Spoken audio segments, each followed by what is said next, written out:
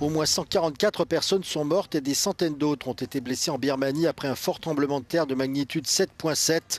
Une forte réplique a eu lieu quelques minutes après, fragilisant encore plus les édifices qui avaient résisté au premier séisme.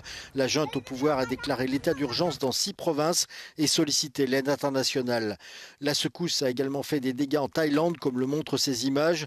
Elle a notamment provoqué l'effondrement d'un immeuble en construction à Bangkok, à 700 km de l'épicentre. C'est dans ce bâtiment que se concentrent la plupart des victimes. 3 ouvriers ont été tués et près de 80 sont toujours portés disparus. La mairie de Bangkok a déclaré la ville zone sinistrée pour faciliter l'intervention des secours. Les habitants de toute la ville ont évacué les bâtiments et ont été invités à rester à l'extérieur en cas de nouvelles répliques. Enfin, le séisme a également été ressenti en Chine, causant des dommages aux maisons et des blessures dans la ville de Ruili, près de la frontière avec la Birmanie. Une administration transitoire de l'Ukraine sous l'égide des Nations Unies, c'est l'idée évoquée par le président russe lors d'une rencontre avec des marins à Mourmansk, dans le nord-ouest du pays. ООН с Соединенными Штатами, даже с европейскими странами, разумеется, с нашими партнерами и друзьями, обсудить возможности введения на Украине временного управления. А для чего? Для того, чтобы провести демократические выборы, для того, чтобы привести к власти. Selon le porte-parole du Kremlin, l'idée n'a pas été discutée par Vladimir Poutine et Donald Trump. Il semblerait même que Washington y soit opposé, d'après la déclaration ce vendredi d'un porte-parole du Conseil de sécurité nationale de la Maison-Blanche. Ces propos du président russe interviennent au lendemain d'un sommet organisé à Paris pour discuter de l'éventuel envoi en Ukraine de troupes européennes en cas de cessez-le-feu. Des véhicules américains ont quitté jeudi la capitale du Groenland, Nuuk, après que le vice-président américain J.D. Vance et son épouse Usha ont décidé de réduire leur visite. Le couple devait initialement visiter la capitale et plusieurs sites culturels du Groenland. Mais après de vives critiques des gouvernements groenlandais et danois qui ont qualifié ce voyage d'agressif, l'itinéraire a été réduit à la visite de la base spatiale américaine de Pituffik. Det er helt klart en deeskalering, altså fordi hvis man skal sige det sådan lidt hurtigt, ikke, så har amerikanerne vel haft en eller anden idé om de ikke lige kunne købe Grønland også, og det kunne de så ikke. Og så har der vel været en eller anden idé om, at så kan man så charme grønlænderne til selv og stille sig til rådighed for USA. Og det er vel sådan, man har skulle tænke det her besøg fra anden damen og nogle højt profilerede, højtstående amerikanske politikere til det grønlandske samfund. Og det er jo det besøg, der er aflyst. Depuis son investiture, le président américain Donald Trump a exprimé à plusieurs reprises son intention de prendre possession de ce territoire semi-autonome du Danemark. Il a récemment déclaré qu'il atteindrait cet objectif d'une manière ou d'une autre, et ce alors que 85% des Groenlandais sont opposés à un rattachement aux États-Unis. Le président russe Vladimir Poutine n'est en revanche pas surpris de la persistance de Donald Trump. Le dirigeant russe rappelle que Washington a des vues sur la plus grande île du monde depuis longtemps. Во время Второй мировой войны США разместили в Гренландии военные базы для защиты от захвата ее нацистами.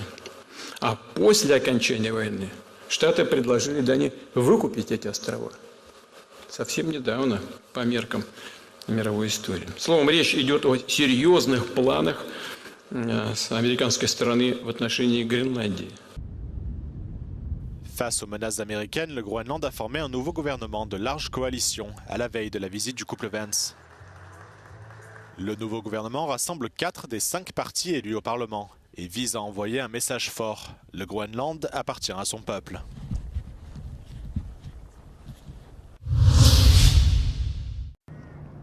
Avec des marques comme Mercedes, Audi, BMW ou encore Volkswagen, l'Allemagne possède la plus grande industrie automobile d'Europe. C'est aussi surtout le premier exportateur mondial. Pourtant, le secteur connaît un ralentissement depuis quelques mois, comme c'est le cas pour d'autres industries du pays. L'économie allemande est en berne et les récentes déclarations du président américain inquiètent Berlin. Mercredi, Donald Trump a annoncé des droits de douane supplémentaires de 25% pour les voitures étrangères importées aux États-Unis. La mesure, qui concerne également les pièces détachées, entrera en vigueur à partir du 2 avril. Actuellement, les taxes appliquées s'élèvent à 2,5%.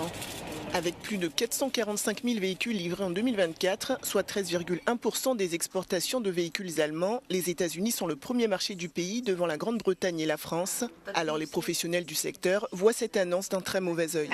I think it goes too far to say that this will be existential right away, but it's impacting definitely a lot. And it comes at a moment where there is already a lot of pressure, competition also from other corners in the world, and at a time where we need to manage a huge transformation, a green decarbonization transformation, a digital transformation. L'Allemagne risque d'être fortement impactée, mais elle n'est pas la seule. Ces nouveaux droits de douane menacent également dans une moindre mesure le Royaume-Uni, la Slovaquie, l'Italie et la Suède. Quant à la France, ces véhicules ne représentaient en 2023 que 0,1% des voitures importées aux États-Unis. Das heißt, sie werden die Preise der in den USA verkauften Fahrzeuge erhöhen müssen. Teilweise wird man eben auf Margen verzichten. Und mittel- und langfristig wird es darum gehen, eben Produktion, Wertschöpfung in die USA zu verlagern. Alors que cette mesure fait craindre une hausse des prix des voitures pour les consommateurs, certains constructeurs automobiles n'ont pas tardé à réagir. C'est le cas de l'italien Ferrari qui a annoncé jeudi augmenter le prix de ses voitures vendues outre-Atlantique de 10% maximum sur certains modèles. Plus de 2000 bovins doivent être abattus dans un élevage de Level en Hongrie où plusieurs animaux ont été infectés par la fièvre afteuse, maladie non transmissible à l'homme mais extrêmement contagieuse en raison de l'épizootie dangereuse pour les porcs, les bovins, les ovins et les caprins. Les autorités hongroises ont établi une zone de sécurité à 2 niveaux autour de l'exploitation. Des restrictions strictes y sont en place et l'abattage du bétail de basse-cour est recommandé. Állattartókat arra ösztönözzük, hogy háztáji állatállományaikat lehetőleg házi vágással vágják le. Ezt úgy tudják megtenni, hogy a hatóság felé ezt előzetesen bejelentik, és egy vérvétel is fog történni az állatokból, és ha ez igazolja a vírusnak a hiányát, tehát kizárja a vírus jelenlétét, akkor az állatok húsa az felhasználható és fogyasztható. Dans la Slovaquie voisine, le virus a également été détecté dans 4 élevages de la région de Sigakoz et un abattage officiel des animaux sensibles a été ordonné dans une zone de protection de 3 km. Cette mesure a fait l'objet d'une protestation dans la ville de Lux. Un homme a été bouleversé d'apprendre que les animaux de sa fille avaient été abattus par un chasseur dans les étables.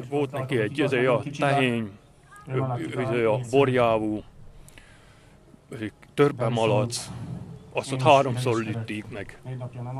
Háromszor lőttük, de még akkor itt, mikor betették autóba.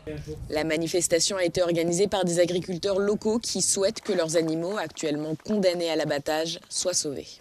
Próbálkozunk mindent megtenni azért, hogy mindenféle tesztelések meg karantén nélkül egészséges állatokat csak azért, mert egymástól 3 kilométeren belül vagyunk, minden szó nélkül levágjanak. À Level, en Hongrie, l'éradication du troupeau infecté commencera ce week-end, tandis qu'à Lux, dans la zone de protection de 3 km, l'abattage des animaux sensibles se poursuivra dans les prochains jours. Cela faisait 50 ans que la fièvre afteuse n'avait pas touché la région.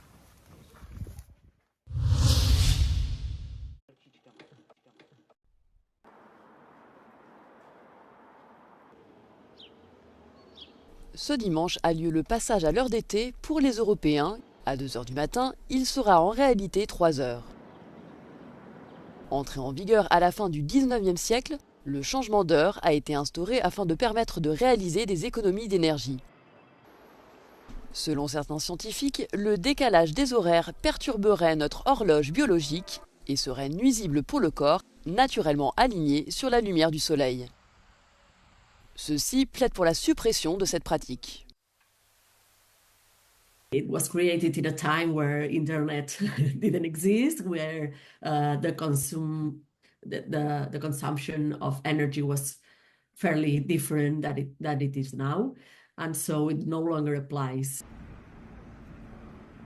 Si en 2018, la Commission européenne a présenté une directive visant à mettre fin au changement d'heure, les pays membres ne sont pas parvenus à s'accorder quant à cette proposition. We still believe today that a coordinated solution is achievable, and we do encourage renewed discussions under the current Polish presidency to find a solution. But we do believe that it is best that the member states decide amongst themselves. Mettre fin au changement d'heure implique de trancher. Faut-il garder l'heure d'hiver ou l'heure d'été? We would need to be as aligned as possible to our natural time zone. So a time zone that allows us to be that, to say it simple, that when it's 12 in my clock, the sun is in its highest point in the day. Ce n'est toutefois pas le cas des pays d'Europe de l'Ouest, dont les horloges sont sensiblement en avance sur l'heure solaire.